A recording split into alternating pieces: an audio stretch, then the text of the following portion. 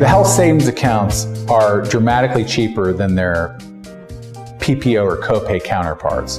And the reason they're so much cheaper is I believe that we were brought up with an improper or incorrect definition for what insurance really is. We were taught that a $25 copay or a $30 copay at the physician is my insurance, okay? But the reality is that $25 copay, what that really buys you is the physician walks into the exam room with the white coat on and the clipboard, and they say, "Welcome, how are you feeling today?" And you say, "Well, I'm doing great. I've got a little lump under my armpit and a rash, and I'm not sleeping well." Well, immediately that doctor starts saying, "All right, I want to do an MRI. I want to take a biopsy of that lump, and we need to, do a culture on that rash."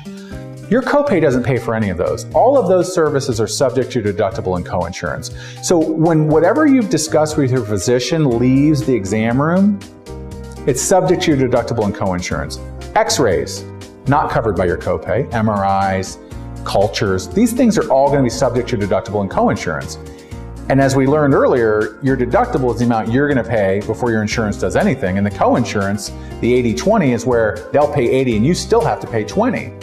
So a health savings account, you go to the doctor, you have zero copay. You hand the card to the receptionist and she says, "Your copay is zero, head right in."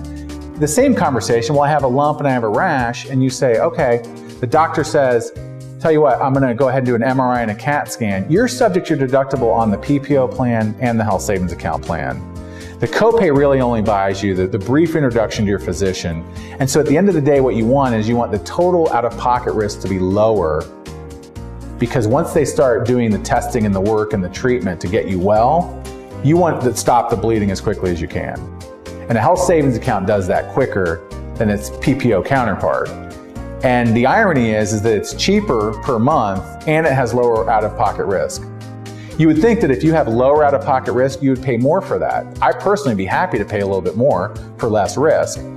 You wouldn't expect to also have it be cheaper in the premium and cheaper on the total out-of-pocket, but a health savings account delivers on both of those promises.